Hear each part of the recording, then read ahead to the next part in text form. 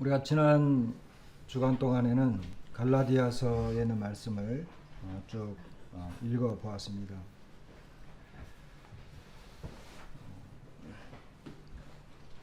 갈라디아서에서는 4번에 걸쳐서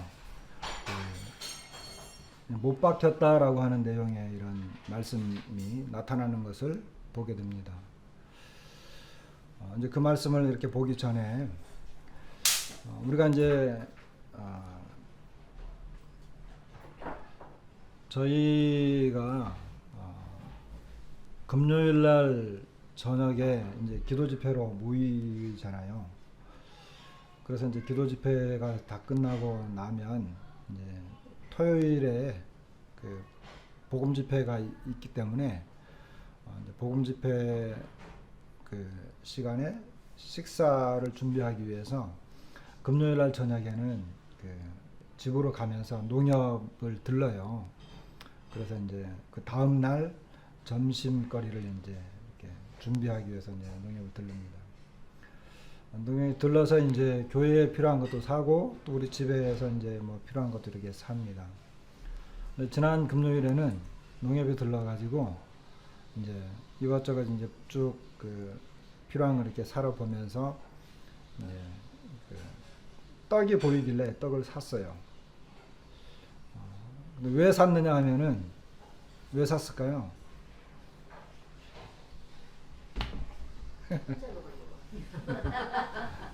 떡을 좋아하니까 사죠.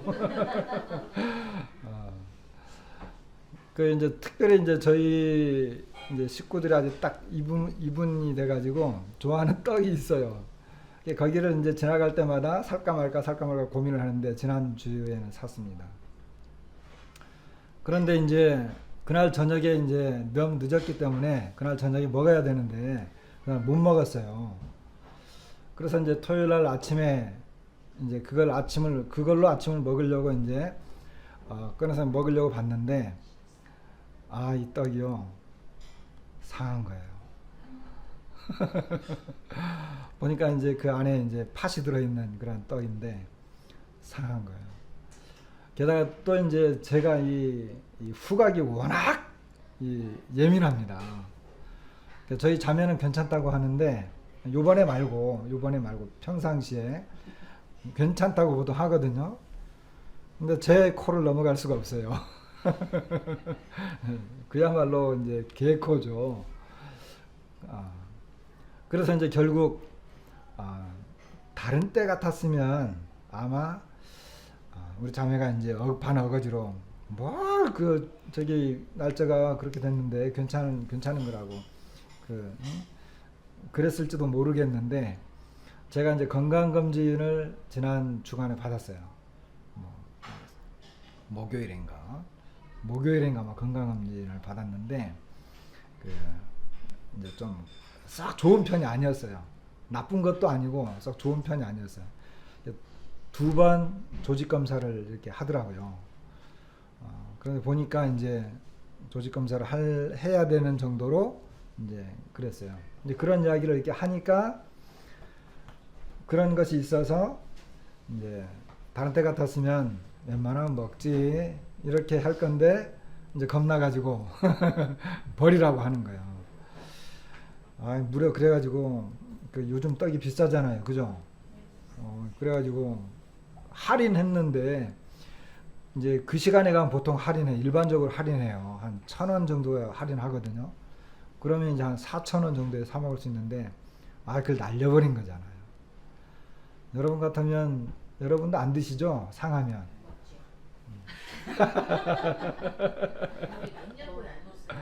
냉동실에 얼른 넣어야지. 냉장고에 못 넣었어요, 그날. 요즘 또 날씨가 이상해가지고. 그래서 이제, 그래가지고 이제 그걸 버렸는데, 이제 갈라디아서 말씀을 이렇게 읽다 보니까, 우리가 그래요.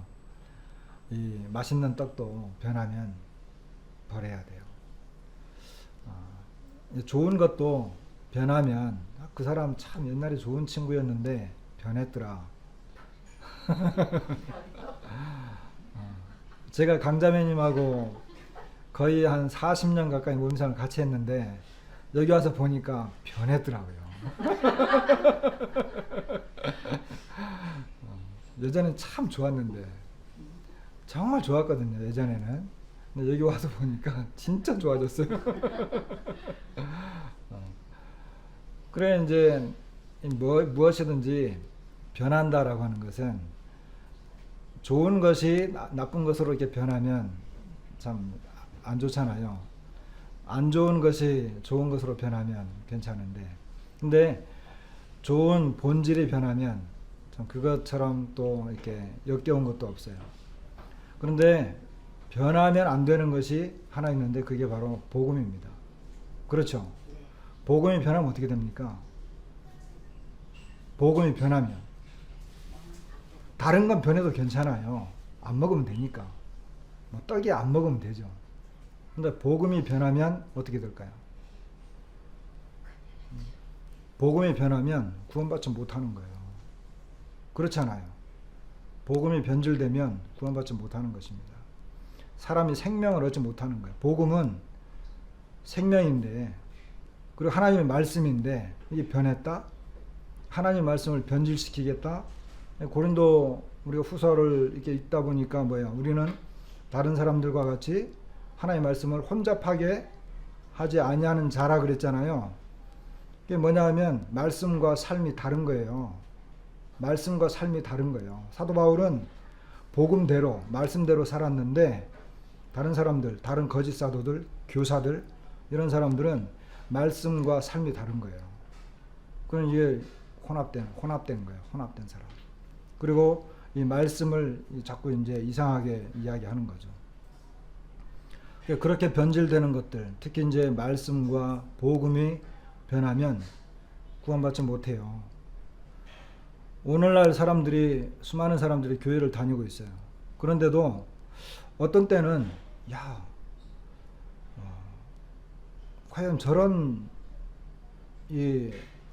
메시지를 계속 들으면서 구원받을 수 있을까?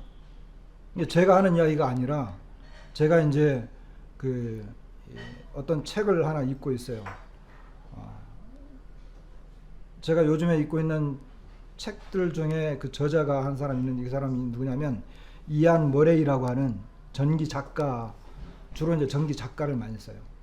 이 사람은 청교도 영향을 좀 많이 받은 것 같은데 이분의 책을 이렇게 쭉 보다 보면 그 사람의 표현 중에 그런 게 있는 거예요.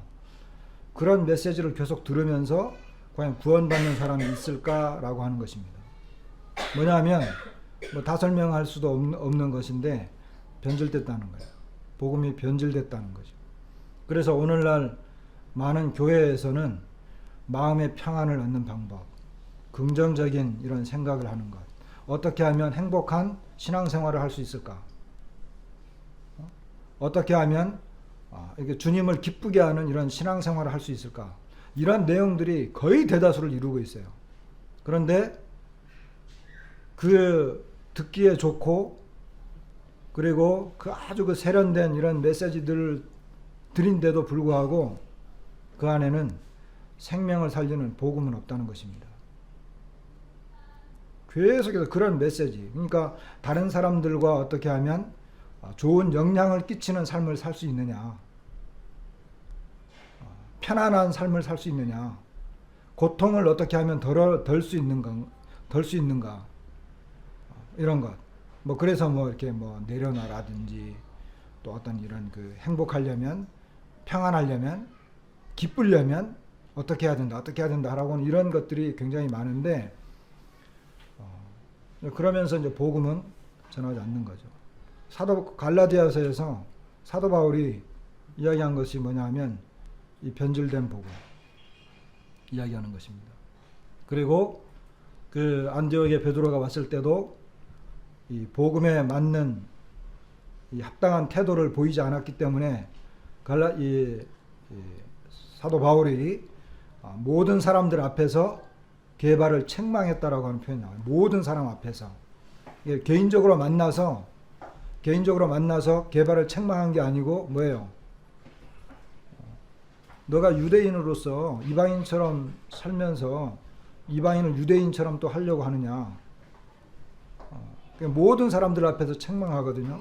굉장히 놀라운 사건이죠. 왜냐하면 바나바도 미혹됐고 사람들이 이 복음의 본질이 이 변질될까 봐서 그렇게 한 거예요.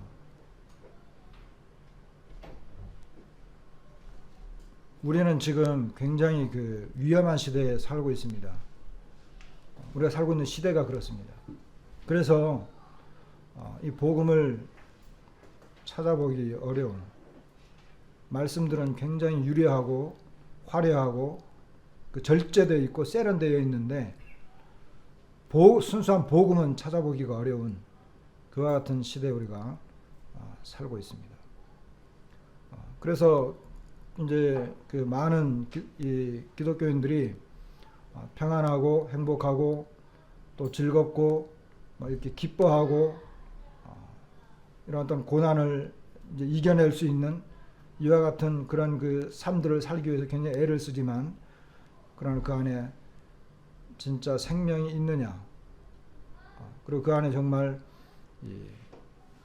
거듭난 경험이 있느냐, 이 부분에 대해서는 굉장히 미약하게 보이는 것입니다. 왜? 그런 부분에 대해서 이야기하지 않기 때문에.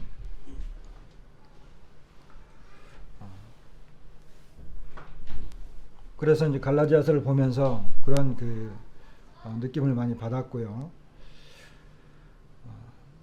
만일에 율법으로 어떤 사람이 율법이나 또는 어떤 의로운 행위로 구원을 얻을 수 있다고 한다면, 그렇죠? 사람이 율법이나 또는 어떤 그 개인적인 의로운 행위로 구원받을 수 있다고 한다면 그리스도께서 이 땅에 오실 필요가 있었을까요? 우리 주님이 오실 필요가 없는 것입니다. 만약에 지옥이 없다고 한다면, 지옥이 없다 그러면 구원자가 필요할까요? 구원자가 이 세상에 죄인들을 구원하러 올 필요가 없는 거죠. 그렇잖아요. 율법은 그리고 세상의 모든 종교는 이렇게 해라 저렇게 해라 그러면 너가 의로워진다 이겁니다. 세상의 모든 종교는 그리고 율법의 가르침도 이렇게 해라 또는 저렇게 해라 저렇게 해라입니다. 그러면 너가 완전해질 것이다, 의로워질 것이다 이겁니다. 복음은 뭡니까? 복음은 뭐 이게 다양한 뭐 이렇게 이야기할 수 있겠지만 제가 오늘 이 시간에 말씀드리고 싶은 것은 복음은요, 죽어라입니다. 죽어야 산다는 것입니다. 죽어야 산다. 복음은. 근데 우리가 죽을 수 있습니까? 성경은 우리로 하여금 이미 뭐라고요? 허물과 죄로 죽었다라고 말하고 있죠. 그러니까 우리를 다시 살려낼 수 있는 이런 존재가 필요한 거죠. 그런데 우리는 허물과 죄로 죽었다라고 이렇게 우리의 이제 이 본질적인 면을 이야기하기도 하지만 죄의 삭은 사망이라고 하는 이 엄청난 진리 앞에서 복음이라고 하는 것은 하나님의 아들이신 구원자 예수 그리스도께서 바로 나의 죄로 말미암아 그분이 대신 죽었다라고 하는 것입니다. 이게 복음이죠. 내가 죄의 대가인 죽음을, 이 사망을 당해야 되는데 그리스도께서 나를 대신해서 죽었다는 것입니다. 그리스도께서 나를 대신해서 죄값을 치루었다라고 하는 것입니다. 왜냐하면 하나님께서는 그 죄를 심판하셔야 되고 정죄하셔야만 하셨기 때문에 그렇다고 하는 것입니다. 그런데 이 세상의 종교나 율법 아래 있는 사람들은 의로운 삶을 계속 하라는 거예요. 어떻게 하면, 이렇게 하면 의롭고 또 노력하면 의로워지고 계속해서 어떻게 하면 의로워질 것인가 하는 것에 대한 삶을 그들이 따라가는 거죠. 그런데 우리가 말하고 있는 복음은 그게 아니라 하나님은 우리를 심판하신다. 우리의 죄를 따라서 죽인다라고 하는 것입니다. 그런데 그 죽음을 그리스도께서 대신 죽임을 당하셨다. 그리스도께서 대신 십자가에 못 박히셨다. 라고 하는 것입니다. 그래서 내가 그분을 의지했을 때, 그리스도를 의지했을 때 하나님께서 그와 같은 사람들을 의롭다라고 여겨주신다. 우리가 믿고 있는 것이 바로 이와 같은 것들입니다. 그리고 이 복음 안에는 우리가 이제 보통 구원에 대해서 이야기하는데 어떤 사람들은 이 구원이라고 하는 이 복음을 단순하게만 생각해가지고 내가 예수님 믿었으니까 구원받았으니까 천국 간다. 이건데 이 복음은요 우리의 삶을 이제 주장합니다. 이 복음이라고 하는 것이. 왜냐하면 내가 예전엔 죄인이었기 때문에 그 죄로 말미암아 하나님이 심판하실 수밖에 없다. 그러니까 죄의 성질을 안 거죠. 그러니까 이 복음을 깨닫고 구원받은 사람은 죄의 성향을 안 사람이에요. 그러니까 더 이상 죄 아래 살려고 하지 않아요. 그리고 이것이 그의 평생의 삶을 주장합니다. 그리고 복음 안에는 또 뭐예요? 하나님의 의가 드러났고 또 복음을 우리가 생각해 보면 하나님의 사랑이 또 그 속에 들어있잖아요. 그래서 하나님이 나와 같은 자를 먼저 사랑해 주셨다. 그러니까 이 사랑이 무엇인지를 깨달은 거예요. 그리고 복음을 깨달은 사람은 그 하나님의 사랑으로 또 그의 이 평생의 삶을 주장하는 것입니다. 그리고 복음을 깨달은 사람은요 소망이 있어요. 이 세상의 삶은 전부가 아니다. 하늘에 나의 소망이 있다. 그래서 그 소망이 그의 삶을 뭐예요? 끝까지 주장해 나가는 거예요. 그리고 하나님은 이 믿음을 요구하셔서 이 믿음을 따라서 우리가 이 복음을 깨닫고 구원받았기 때문에 하나님을 믿는 믿음 그리고 예수 그리스도를 믿는 믿음으로 이 세상을 살아가게 되는 거죠. 그의 평생의 삶을 주장해요. 복음은 단순하게 내가 구원받았으니까 이제 천국 갑니다. 이거 끝나는 게 아니에요. 복음은 그 사람의 인생의 전부를 주장하게 돼 있어요. 사랑하게 되고 거룩하게 되고 소망 있는 삶을 살게 되고 절제하게 되고 오래 참게 되고 인내하고 기다리고 다른 사람을 사랑하고 불쌍히 여기고 이 모든 것이 복음에 들어있어요. 그래 단순한 게 아닙니다. 어떤 사람들은 이제 우리가 이제 그 교제하다 보면 뭐 성화가 필요하고 영화가 있어야 되고 뭐 이런 걸 막 이야기하거든요. 그런 것들은 하나의 우리가 주님을 믿고 난 다음에 살아가는 과정 속에 하나의 그 내용들을 교리화한 거예요. 그러나 사실은 복음 안에 다 들어있는 거예요.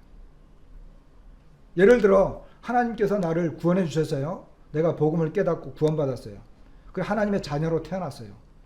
그러면 나는 하나님의 자녀잖아요. 하나님의 자녀라면 태어났어요.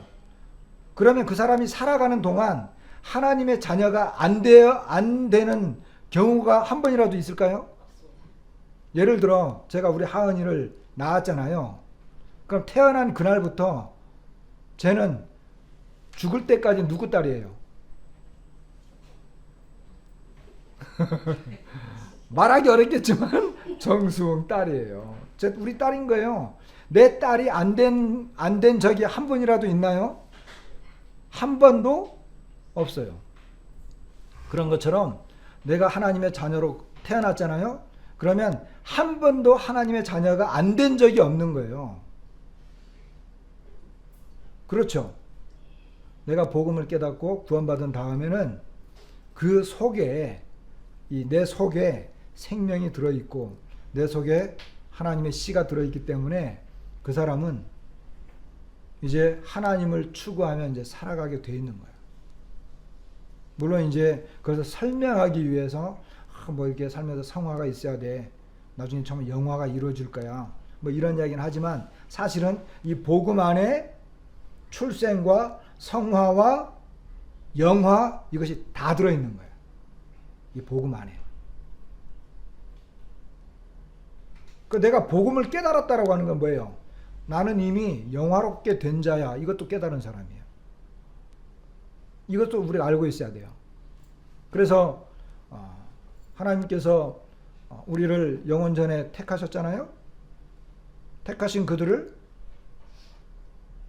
의롭다 하시고 우리를 이제 부르시고 택하신 그들을 부르시고 부르신 그들을 의롭다 하시고 의롭다 하신 그들을 또한 영화롭게 하실 것이다 하셨느니라.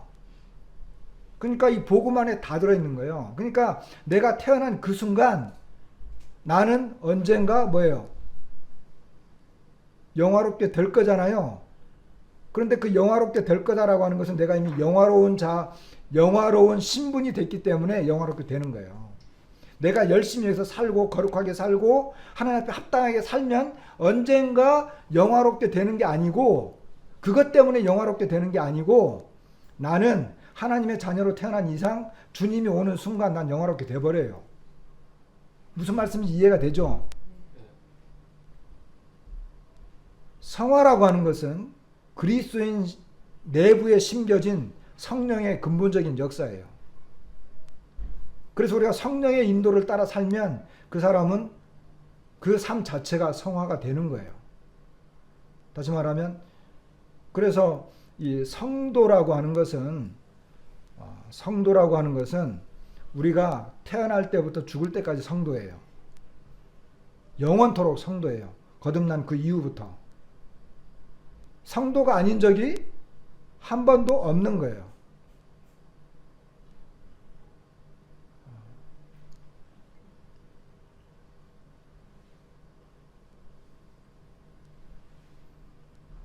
제가 한참 멀리 와버린 것 같은데요. 이야기하다 보니까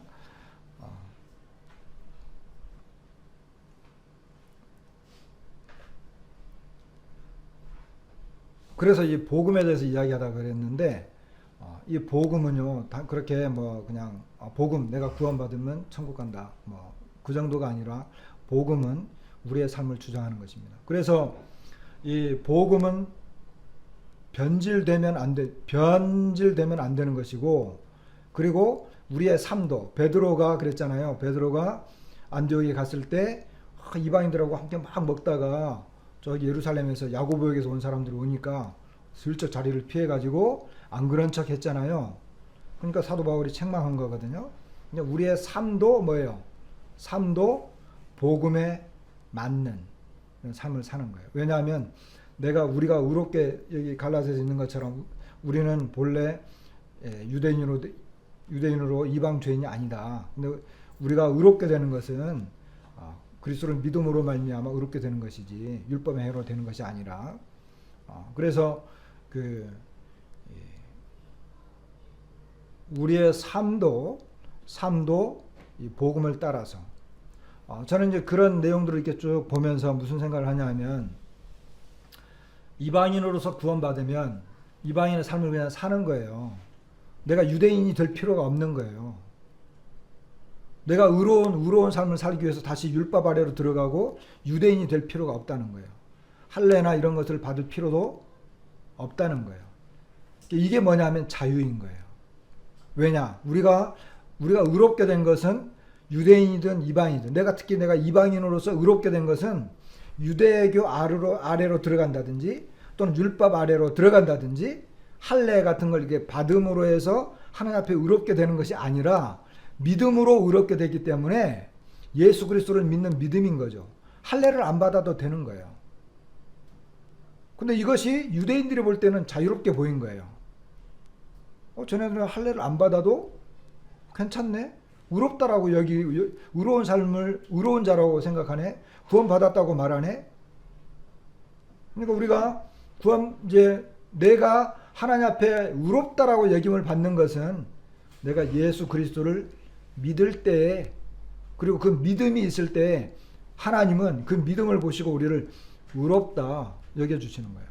우리의 삶도 마찬가지예요. 우리의 삶도 내가 이걸 했기 때문에 내가 저걸 했기 때문에 의로운 것이 아니라 내가 내 삶 가운데에서 예수 그리스도 안에 있다라고 여기고, 그리고 그것을 이 주님을 믿음으로 살아갈 때 하나님은 우리를 의롭다라고 얘기해 주는 거예요. 삶의 모습으로 보게 되면 뭐 여기 이제 뭐 보살인자도 있지만 보살인자나 나나 어쩌면 보살인자가 더 의로운 삶을 살아가고 있을지 몰라요. 그러니까 하나님은 그런 어떤 이걸 했기 때문에 저걸 했기 때문에가 아니라 우리가 주님 앞에서 믿음으로 살아갈 때 그 믿음을 보시고 하나님 우리를 의롭다라고 얘기해 주신 것입니다. 그래서 이 하나님 앞에서 사는 삶은 오직 의인은 믿음으로 말미암아, 믿음에서 믿음으로 살아가는 것입니다. 그리고 진짜 중요한 게 있어요. 이제 그 말씀을 좀 보면 진짜 중요한 것은 이제 그 앞뒤 내용들은 이제 많이 생략을 하겠습니다.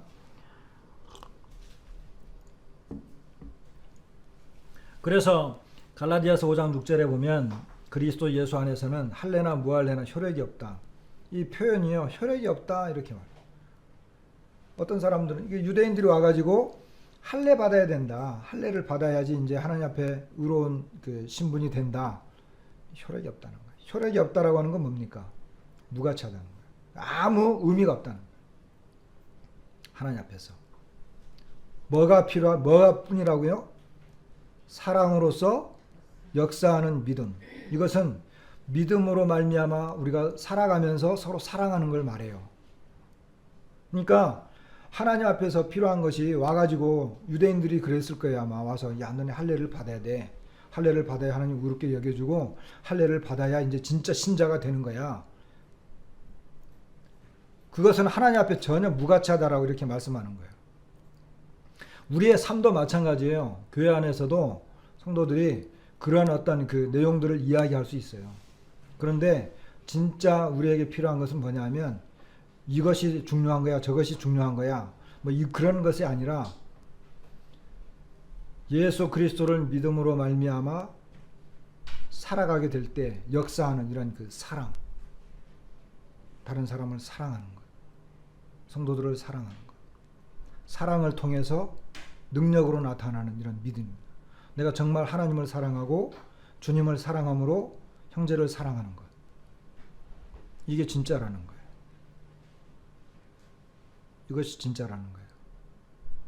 어떻게 보면 쉬운 건데 우리가 제일 어렵게 살아가는 부분이 또 여기 있어요. 우리는 보면 왜 저렇게 하지? 이렇게 해야 되는데 이렇게 하지 않고 왜 저렇게 하지? 이런 거 많잖아요. 저한테도 그런 게 굉장히 많아요. 그런데 그런 것보다는 사랑으로서 역사하는 믿음뿐이다. 6장 15절에도 할례나 무할례가 아무것도 아니로되 오직 새로 지으심을 받는 것만 중요하다. 그렇죠. 거듭나는 것. 아까 말한 것처럼 복음을 깨닫고 하나님 앞에서 새로워진 것. 그 사람이 본질이 변한 것. 죄와 온갖 더러운 것을 이렇게 추구하고 살아가던 사람이 이제는 거룩하고 그리스도를 바라보면서 살아가는 것. 새로 지으심을 받는 것. 이것이 진짜 중요한 것입니다. 갈라디아서에서 진짜 중요한 것은 이와 같은 것들이고요. 그리고 갈라디아서에서 이제 보통 이제 우리가 그 갈라디아서를 보거나 주석서를 보면 갈라디아서의 핵심 주제는 뭐라고 하죠? 자유라고 하잖아요. 자유. 아까 이제 얼핏 이야기했지만 자유라고 이야기하는 거잖아요. 그런데 여기 그 갈라디아서 5장과 6장에 보면 그 사랑으로 사랑 그리고 새로 지으심을 받는 것, 이것이 정말 중요한 것이라고 말을 하고 있고, 이제 몇 가지 말씀을 드리고 마치도록 하겠습니다.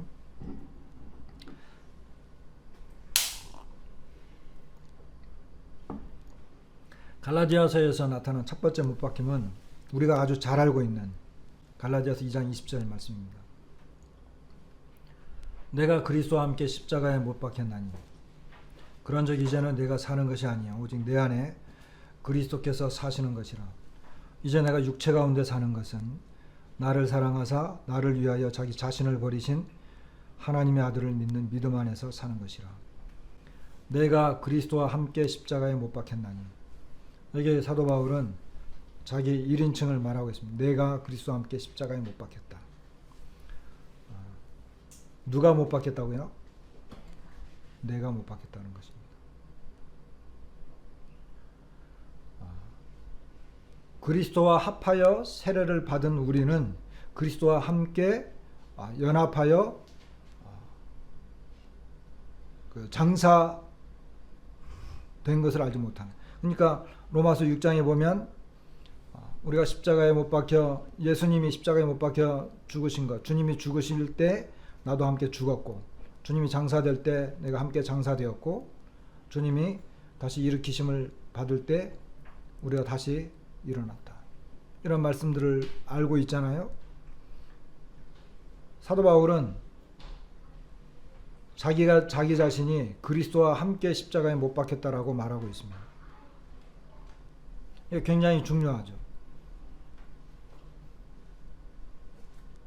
예수님을 믿는 사람들은, 예수님을 믿는 우리는 먼저 내가 십자가에 못 박힌 사람입니다. 십자가에 못 박혀 죽었기 때문에 그 사람은, 우리의 옛사람이 멸하여 십자가에 못 박힌 것은 우리로 하여금 다시 죄에게 종노릇하지 아니하고 하나님 앞에서 의롭다 하심을 얻기 위해서. 이는 죽은 자가 죄에서 벗어나 의롭다 하심을 받은 그것이니라. 그러니까 내가 죽어야만 죄에서 벗어날 수 있는 거예요. 내가 죽어야 죄를 벗어날 수 있는 거예요. 그렇기 때문에 사도 바울의 첫 번째 삶은 내가 그리스도와 함께 십자가에 못 박혔다는 것입니다. 여러분과 저는 십자가에 못 박힌 사람입니다. 십자가에 못 박혔기 때문에 어때요? 우리 주님이 양손에 못이 박혔고 양발에 못이 박혔습니다. 죽은 사람은 말이 없잖아요. 죽은 사람은 자기의 생각도 없어요. 그렇죠? 죽은 사람이 생각이 있어요? 자기 생각이 없어요. 아빠는 왜 그래? 왜 그래? 우리 막내가 자꾸 그러는데 없는 거예요. 없는 거예요. 난 이렇게 하고 싶은데 이게 없는 거예요. 죽은 사람.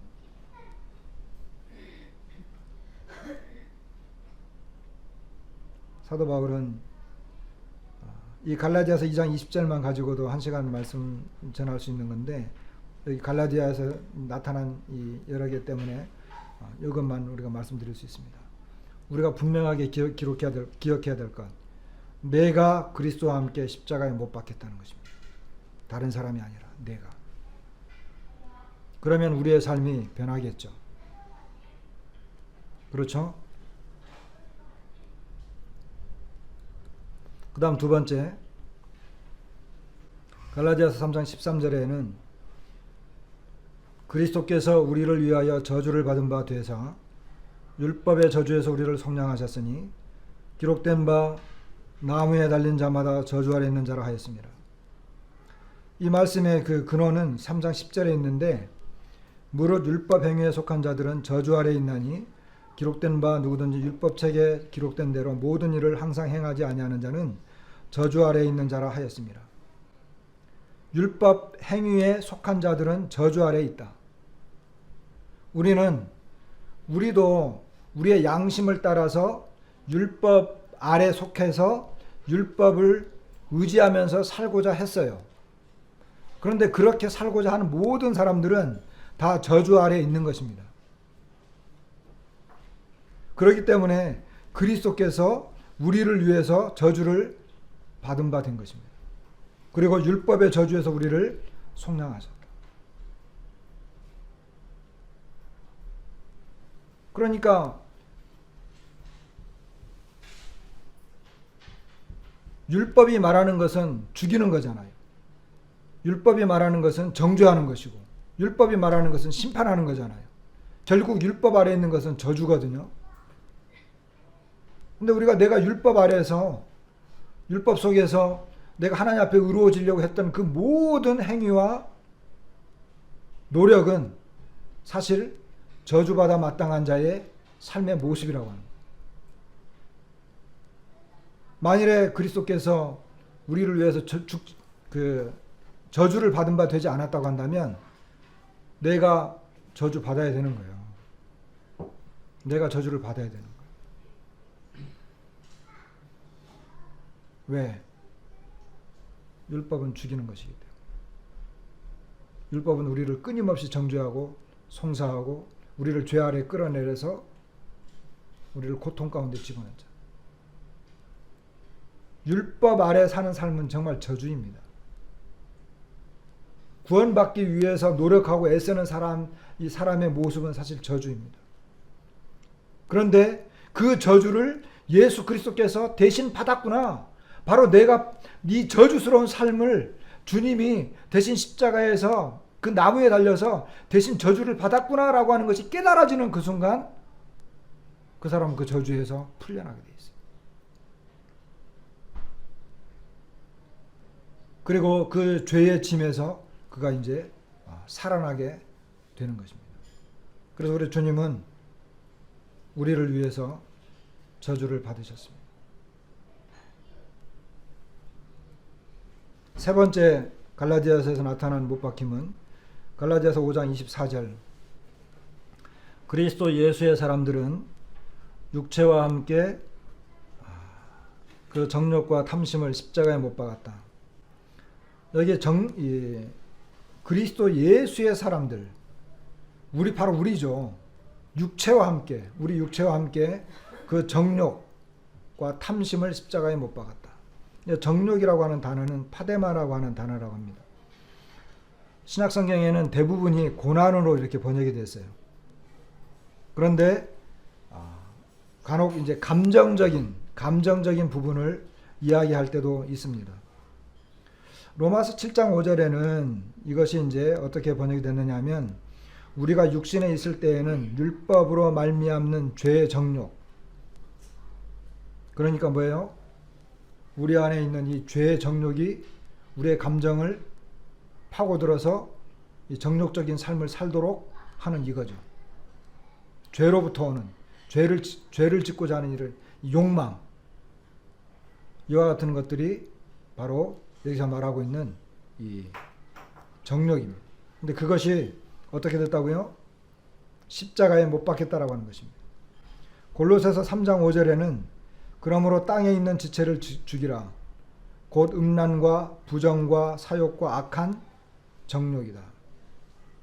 그리고 여기 이제 이 갈라디아서 5장 24절 말씀과 골로새서 3장 5절 말씀이 아주 유사하잖아요. 탐심. 그런데 여기 있는 그 악한 정욕 이와 같은 것들도 다 십자가에 못 박혔다라고 말하고 있습니다.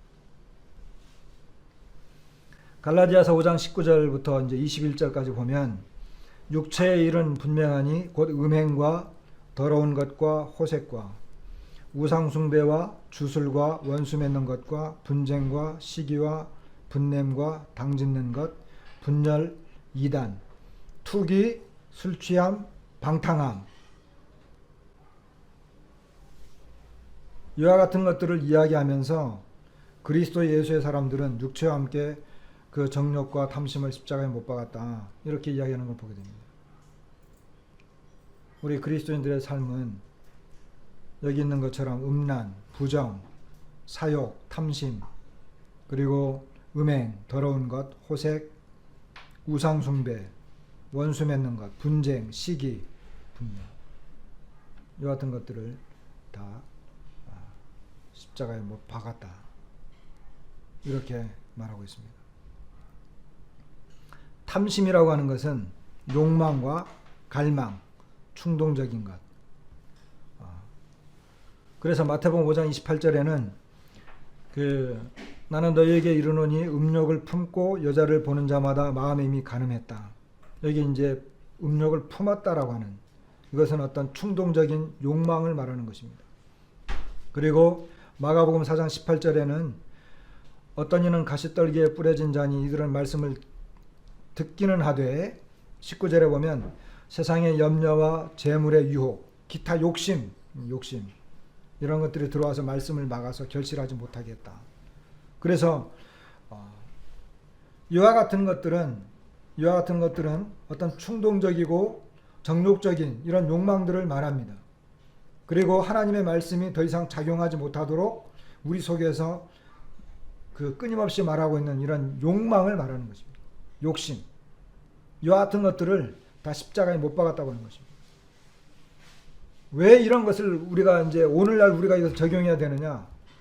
오늘날 우리 현대를 살아가고 있는 우리 그리스도인들은요, 이 세상에 충동적이고 탐욕을 불러일으키면서 말씀을 따라가지 못하게 하는 많은 것들이 우리 주변에 너무나 많다는 거예요.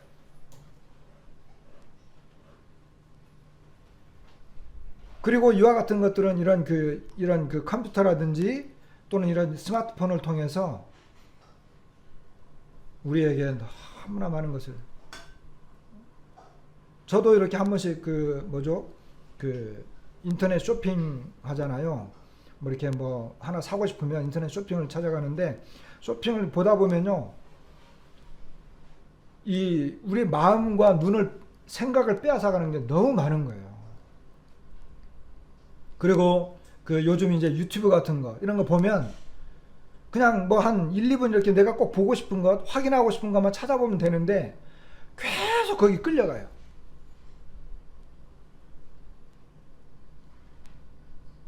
이와 같은 것들은 우리로 하여금 우리 마음속에서 말씀이 자라지 못하게 하고, 그리고 충동적이고 정욕적인 이런 욕망을 끊임없이 부추기는 그런 시대에 우리가 살고 있습니다.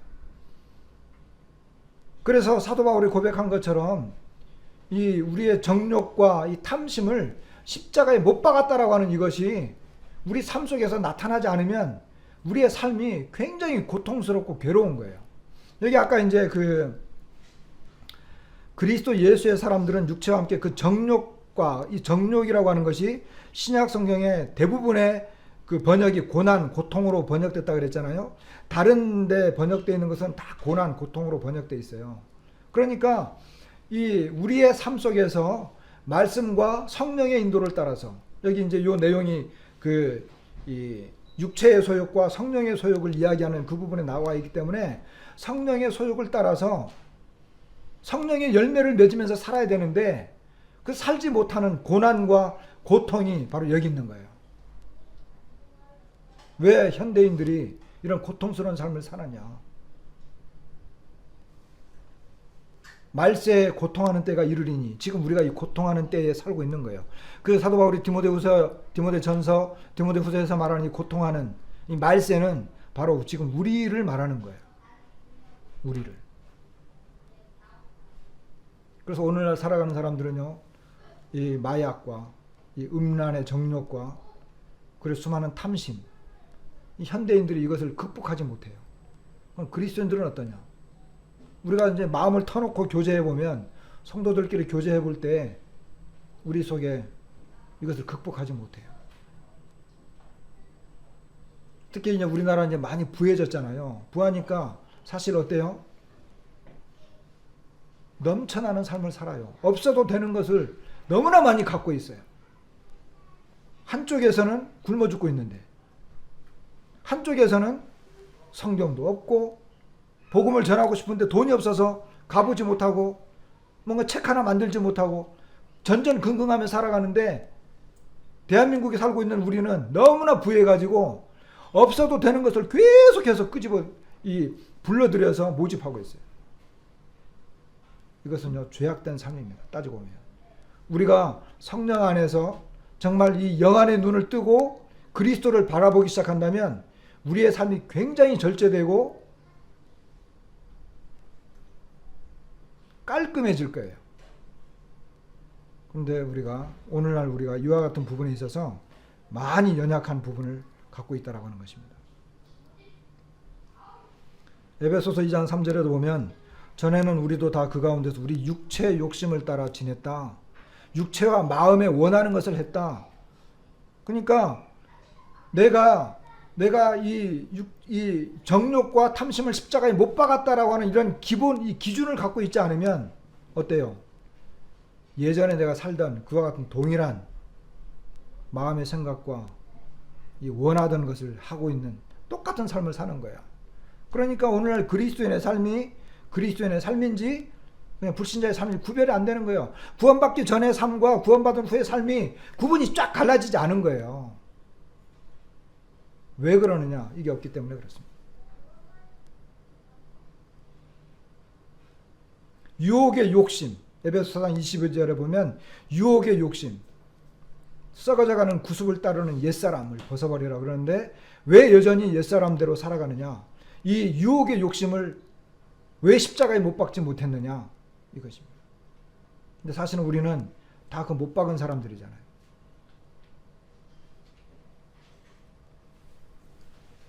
갈라디아서 6장 14절 그러나 내게는 우리 주 예수 그리스도의 십자가 외에 결코 자랑할 것이 없으니 그리스도로 말미암아 세상이 나를 대하여 십자가에 못 박히고 내가 또한 세상을 대하여 그러하니라.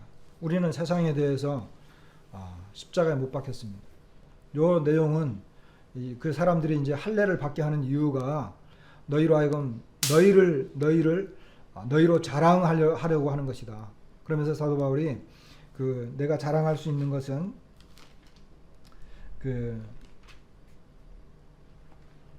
우리 주 예수 그리스도의 십자가 외에 결코 자랑할 것이 없으니 여기 이제 사도 바울이 이제 고백을 하는 거죠. 그런데 그리스도의 십자가로 말미암아 박해를 면하려 함뿐이라.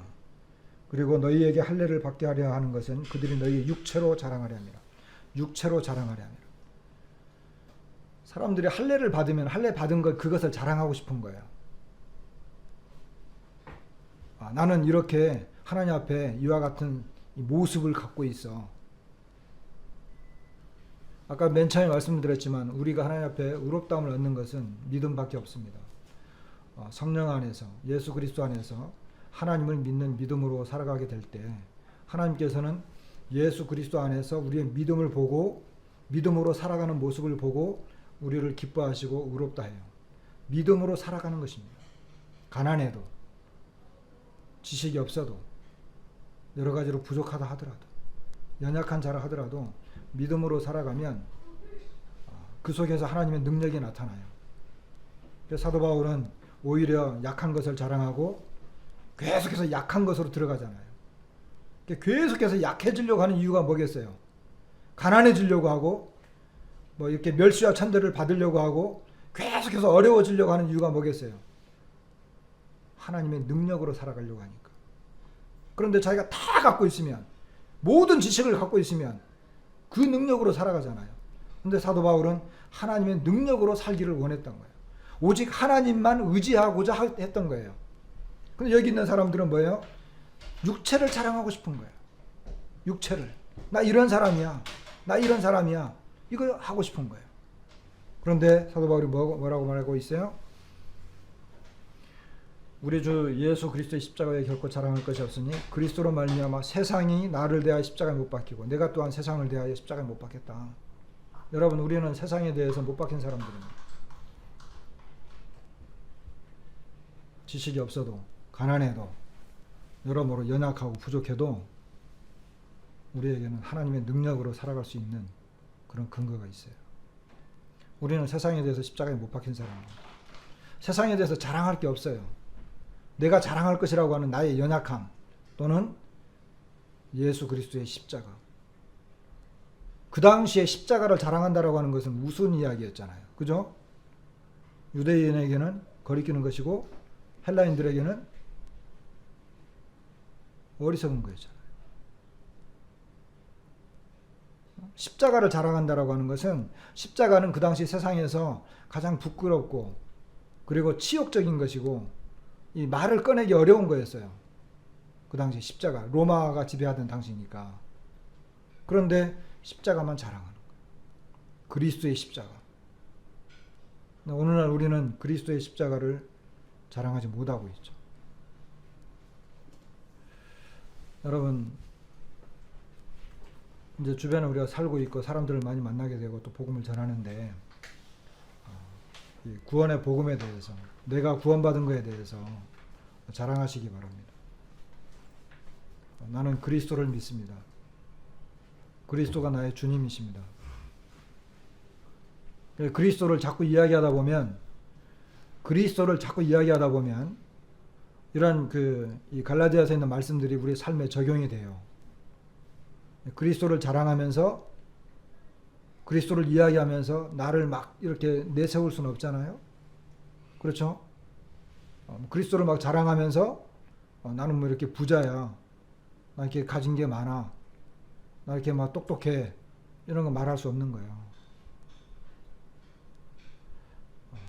그래서 갈라디아서에 나타난 이런 네 가지의 못 박힘에 대해서 살펴보았습니다. 우리 자신을 다시 한번 돌아보게 되고 형제 자매님들에게도 유익이 되기를 바랍니다. 말씀 마치겠습니다.